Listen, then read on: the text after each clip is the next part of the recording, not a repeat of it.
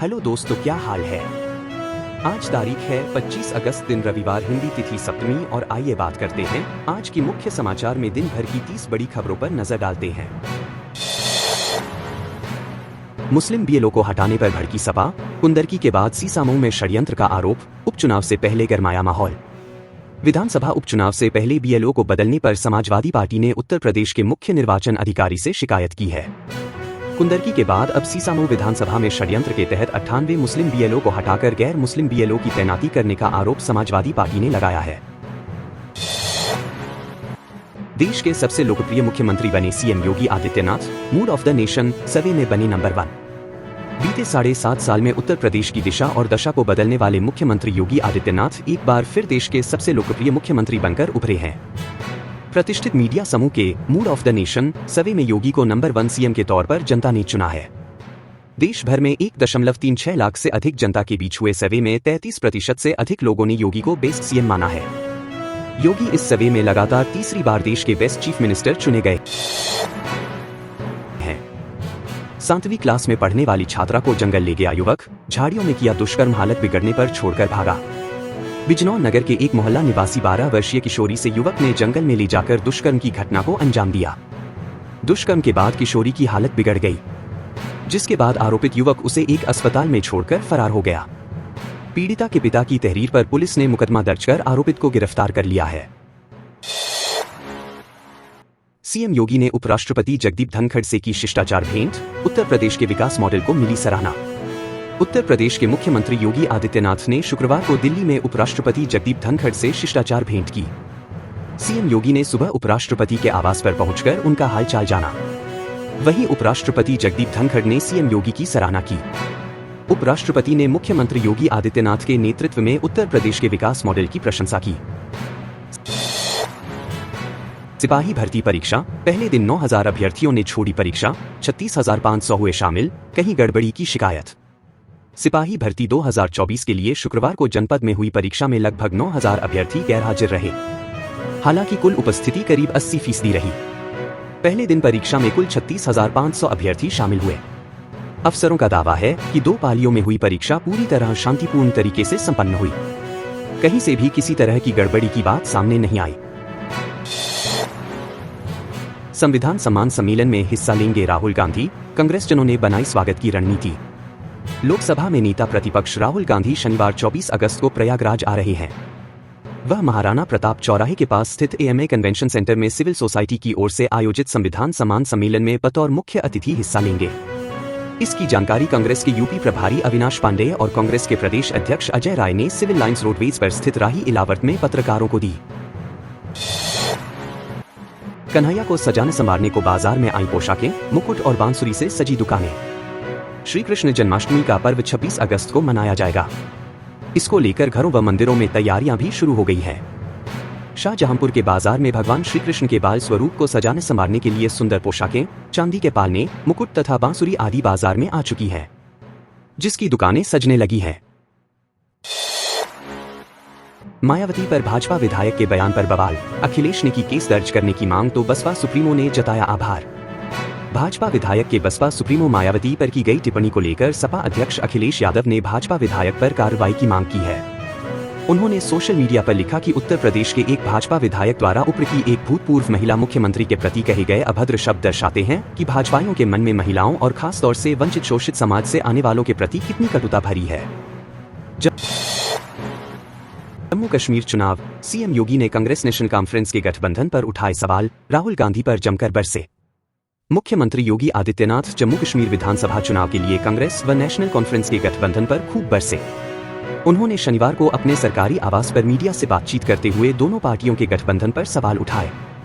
CM योगी ने कहा कि नफरत की फसल काटने वाली कांग्रेस व नेका की सियासी जमीन सदा के लिए बंजर हो गई है। आतंकवाद और अलगाववाद का मुद्दा वहां चिनाब की जलधारा में सदा के लिए विलीन हो चुका है। सीएम योगी ने कांग्रेस नेता व सांसद राहुल गांधी को कटघरे में खड़ा करते हुए कई सवाल भी पूछे। बुखार कर रहा है निमोनिया, 2 रोगियों की मौत, गले के संक्रमण के बाद फेफड़ों पर आता असर। बारिश के मौसम में वायरल संक्रमण से बुखार के रोगी बढ़ गए हैं। बुखार के साथ रोगियों के पहले गले में संक्रमण होता है, इसके बाद फेफड़े संक्रमित हो जाते हैं। इससे निमोनिया के रोगी बढ़ रहे हैं। शनिवार को निमोनिया के 2 रोगियों की मौत हो गई। एलर्ट में 24 घंटे में 294 रोगी भर्ती हुए हैं। इनमें सबसे अधिक रोगी मेडिसिन विभाग की यूनिट में भर्ती हुए। इसके साथ ही ओपीडी में विभिन्न विभागों में 3,338 रोगियों ने स्वास्थ्य परीक्षण कराया। सुप्रीम कोर्ट के जज विक्रम नाथ बोले, हमारे काम को देखो, वस्त्र मत देखो, हमारी आत्मा उजली है, केवल वस्त्र काला। अधिवक्ताओं की हड़ताल न केवल न्याय प्रक्रिया को लंबा खींचती है, बल्कि इससे समाज का भी नुकसान होता है। ऐसे में अधिवक्ताओं को छोटी छोटी बातों व मुद्दों पर हड़ताल करने से बचने की सुप्रीम कोर्ट के न्यायमूर्ति विक्रम नाथ ने सलाह दी। शनिवार को यूपी बार काउंसिल के प्रशासनिक भवन का उन्होंने उद्घाटन किया। इस मौके पर अधिवक्ताओं को उनके कार्य की अहमियत बताते हुए शेर सुनाया कि अदालत सूर्य है, वो न्याय का जिससे उजाला है, मुसीबत जब पड़ी है मुल्क पर इसने संभाला है, हमारे काम को देखो, हमारे वस्त्र न देखो, हमारी आत्मा उजली है, केवल वस्त्र काला है। पुलिस भर्ती परीक्षा पेपर आउट कराने के नाम पर ठगी करने वाला गिरफ्तार, टेलीग्राम ऐप के जरिए किया खेल। एसटीएफ की टीम ने शुक्रवार रात सिपाही भर्ती परीक्षा का पेपर आउट कराने का झांसा देकर ठगी करने वाले शातिर को गिरफ्तार किया। लखनऊ में गाजीपुर थाने में उसके खिलाफ एफआईआर दर्ज कराई गई है। आरोपी टेलीग्राम ऐप पर ग्रुप बनाकर ठगी को अंजाम दे रहा था। गिरोह के मास्टरमाइंड समेत अन्य सदस्यों की तलाश में एसटीएफ लगी है। सिपाही भर्ती परीक्षा का दूसरा दिन, गणित के सवालों से ज्यादा कठिन रहा जीएस, अभ्यर्थियों ने बताया कैसा रहा पेपर। शाहजहांपुर में सिपाही भर्ती परीक्षा के दूसरे दिन पहली पाली का पेपर शनिवार को सुबह 10 बजे से दोपहर 12 बजे तक हुआ। पहली पाली में 5,256 अभ्यर्थी पंजीकृत थे।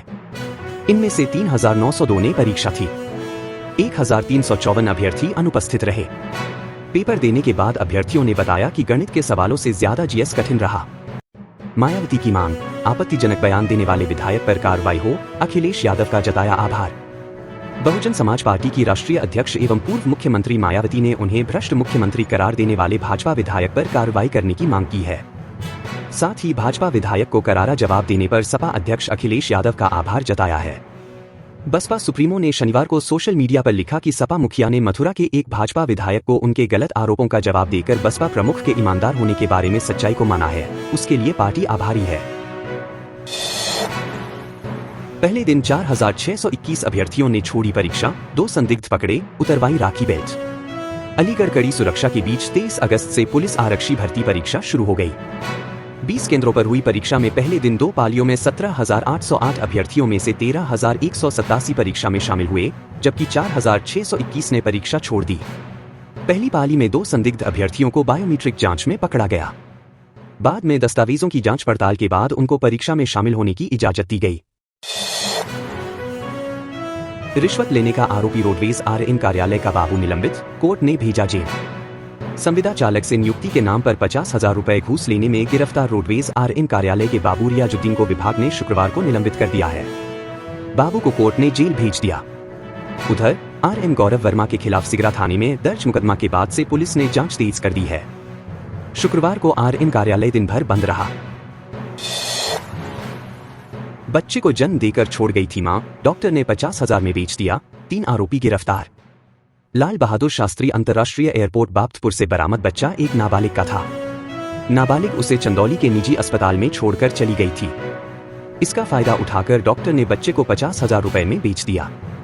अब बाप्तपुर चौकी इंचार्ज सत्यजीत सिंह की तहरीर पर फूलपुर थाने की पुलिस ने हॉस्पिटल संचालक डॉक्टर जमील खान, बच्चा खरीदने वाली निधि सिंह और अशोक पटेल के खिलाफ मुकदमा दर्ज कर लिया। साथ ही डॉक्टर सहित तीनों आरोपियों को गिरफ्तार करके अदालत में पेश किया, जहां से तीनों को न्यायिक अभिरक्षा में जेल भेज दिया गया। पुलिस अब नाबालिग मां की तलाश में जुटी है। फिलहाल बच्चे को चाइल्ड लाइन के सुपुर्द कर दिया गया।